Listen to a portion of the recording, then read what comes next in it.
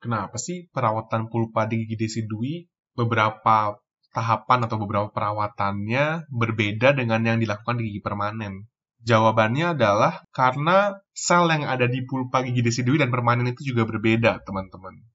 Kita perlu tahu bahwa dalam pulpa gigi desidui itu masih banyak sel-sel mesenkim. Sel-sel mesenkim ini, kalau kena stimulus, akan berdiferensiasi menjadi odontoklas. Ingat teman-teman, odontoklas kan fungsinya buat makan ya, makan tulang. Nah, kalau odontoklas di dalam pulpa, berarti jadinya akan meresorpsi dentin dari dalam, atau nama lainnya resorpsi internal. Makanya pada kasus-kasus perforasi pulpa, jadi kita ada karies nih, kita preparasi, terus jeblus gitu. Kalau di gigi permanen, kita kan tinggal kasih kalsium hydroxide ya kan, direct pulp capping.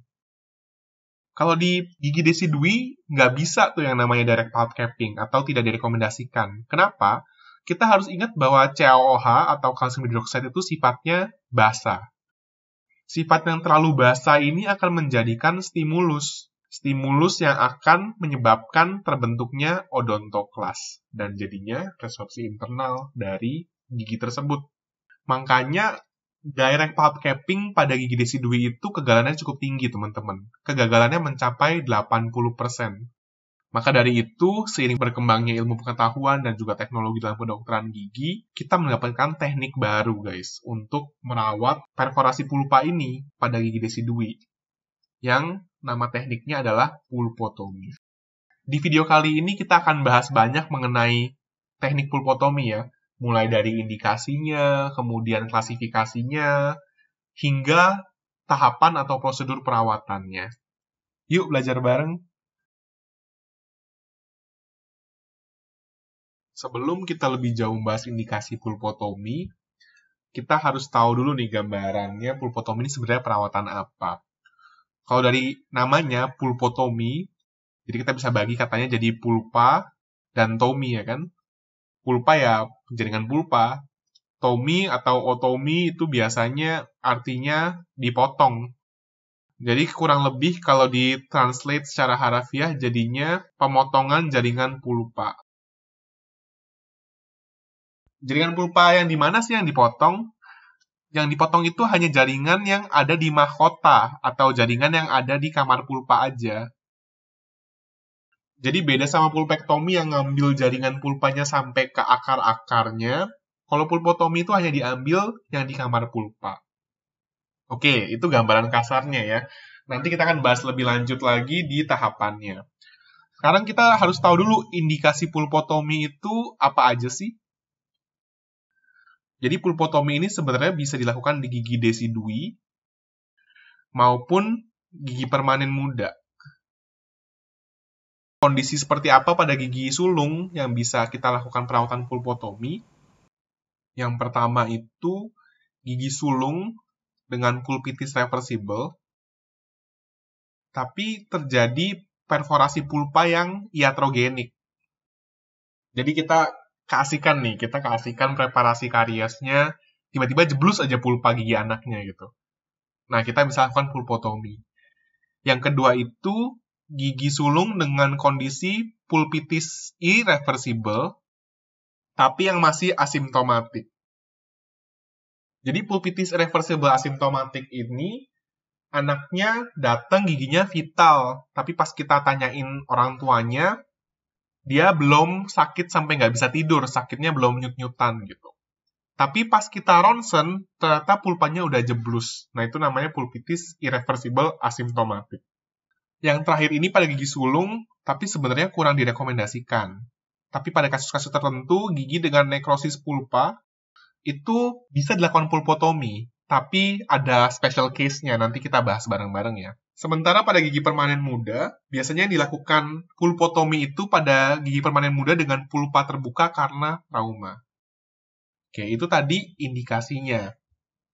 Kita harus ingat bahwa semua perawatan pasti ada kontraindikasinya. Jadi, apa kontraindikasi dari pulpotomi?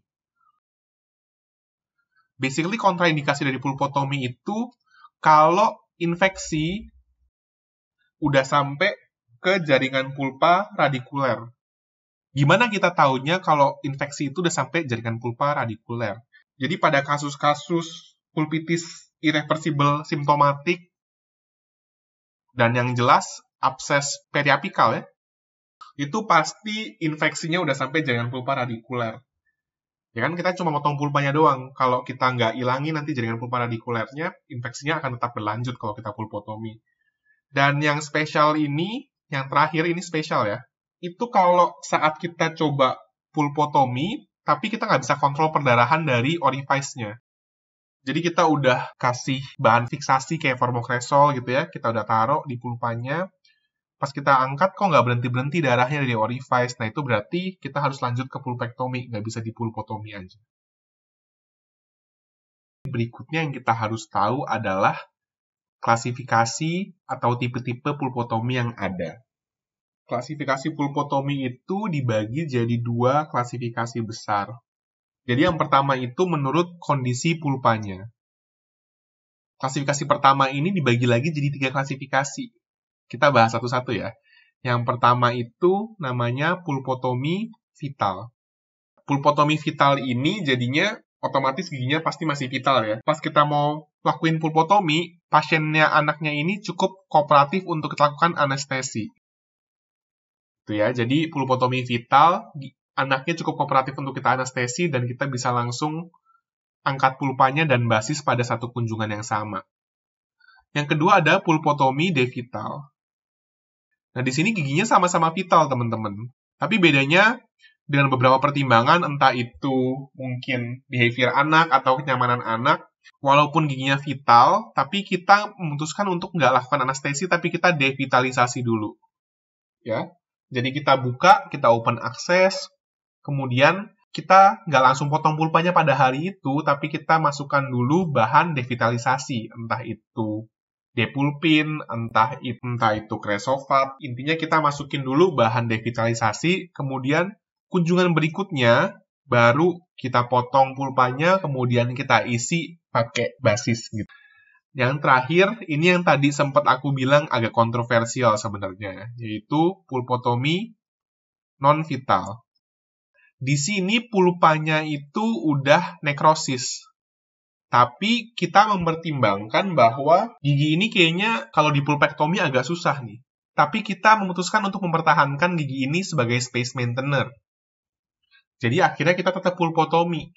Tapi balik lagi, sebenarnya risiko kegagalannya tinggi. Klasifikasi besar yang kedua, itu ada menurut etiologi pulpa terbuka. Yang pertama itu ada pulpotomi total. Pulpotomi total ini jadi pada kasus-kasus pulpotomi biasa, yang seluruh kamar pulpa atau seluruh jaringan pulpa di mahkota atau di kamar pulpanya diangkat. Yang kedua, ada namanya pulpotomi parsial. Atau biasanya kita sebut juga Schweck pulpotomi. Nah, ini biasanya dilakukan di gigi permanen muda. Jadi yang diambil itu nggak semua jaringan pulpa pada kamar pulpa. Biasanya disisain kurang lebih 2 mm kamar pulpanya ya. Jadi 2 mm masih disisain kamar pulpanya. Udah tahu indikasi kontraindikasi jenis-jenis pulpotomi, berarti yang kurang tinggal tahapannya kira-kira gimana. Oke, kita bahas sama-sama yuk. Gimana sih tahapan dari perawatan pulpotomi? Yang pertama-tama setelah kita periksa, kita anamnesis ya, pemeriksaan subjektif, pemeriksaan objektif, kita juga harus lakukan pemeriksaan radiografi. Radiografinya biasanya yang dipakai radiografi periapikal untuk memastikan yang pertama, nggak ada keterlibatan furkasi. Yang kedua, nggak ada lesi periapikal. Nah, kalau udah 2 itunya udah oke, kita bisa lanjut melakukan open access pastinya ya. Tapi sebelum open access, karena nanti kita mau potong jaringan pulpa, sama biar anaknya nyaman gitu ya pastinya pasiennya, kita lakukan dulu anestesi. Setelah kita anestesi giginya, kita pastikan si gigi itu teranestesi dengan baik, jaringannya kita periksa gitu ya, udah nggak sakit lagi, kita lakukan open access. Seperti biasa, kita lakukan open access itu harus sesuai dengan anatominya pastinya ya. Anatomi kita cari orifice-nya di mana, dan kita pastikan seluruh atap pulpa itu terbuka. kurang lebih akan jadi di gambar yang kedua ini. Nah, udah gitu kan pasti bleeding sedikit tuh. Kita bisa kontrol perdarahan dulu biar kita bisa lihat kamar pulpanya dengan lebih baik. Kita kontrol dulu dengan cotton pad steril yang ditambah dengan salin steril juga. Jadi dicelup, kita dab sebentar biar kita bisa visualisasi dengan lebih baik kamar pulpanya di mana-mana aja nih sebenarnya. Setelah itu diangkat tentunya, kemudian kita bisa lakukan pemotongan atau amputasi pulpanya. Itu menggunakan eskavator yang tajam ya. Pemotongan ini harus pastikan jaringan lunak udah nggak tersisa lagi di kamar pulpa. Dan kurang lebih jadinya akan yang kayak di gambar yang ketiga ini. Jadi jaringan di kamar pulpanya semuanya udah terangkat. Habis itu kita bisa lakukan fiksasi. Biasanya kita cotton pellet, kita tetesin bahan gitu ya. Bahannya yang biasa kita pakai formokresol. Ini kita aplikasikan selama 1-3 menit. Tapi yang direkomendasikan sebenarnya 1 menit, karena efeknya ternyata nggak jauh beda, mau dipakai 1 menit atau 3 menit. Nah, fun fact teman-teman, formokresol ini sebenarnya udah mulai ditinggalkan, karena kandungan formalin yang ada di dalamnya. Kan formalin itu toksik banget ya, jadi bersifat karsinogenik, takutnya malah kenapa-napa gitu anaknya nanti ke depannya. Maka dari itu, sekarang pada dokter gigi itu udah mulai beralih ke bahan yang namanya ferric sulfate. Oke, by the way, setelah kita fiksasi selama 1-3 menit tadi itu, seharusnya perdarahan itu berhenti. Kalau bleedingnya beneran berhenti, kita bisa lanjut ke tahapan berikutnya, yaitu pemasangan basis dan juga tumpatan sementara. Tapi kalau bleedingnya ternyata nggak berhenti, masih berdarah terus, berarti gigi ini nggak bisa dipulpotomi, teman-teman. Kita harus lanjut ke pulpektomi. Jadi setelah perdarahannya berhenti, jangan lupa cotton pellet yang isi formokresol, itu diangkat dulu. Terus teman-teman bilas. Bilas dulu pakai salin steril atau pakai aquades, bilas sampai bersih. Habis itu baru kita kasih basis. Basisnya itu biasanya pakai zinc oxide eugenol. Zinc oxide eugenol ini sebenarnya boleh teman-teman tinggiin sampai atas. Langsung jadi tumpatan sementara. Tapi biasanya juga ada beberapa institusi yang ngajarin setengah-setengah. Jadi setengahnya diisi zinc oxide eugenol, kemudian kita tumpat sementara pakai GIC. Itu juga boleh.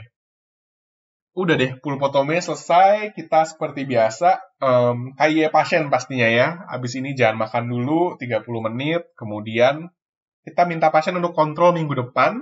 Kita restorasi permanen ya. Restorasi permanennya pastinya kita pakai stainless steel crown atau metal crown. Tapi sebelum di restorasi permanen, pastinya kita harus evaluasi radiografi ulang. Yang kita lihat kurang lebih sama ya, lesinya itu menyebar atau enggak, jadinya ada ketibaran vulkasi atau enggak, dan apakah tiba-tiba muncul lesi periapikalnya.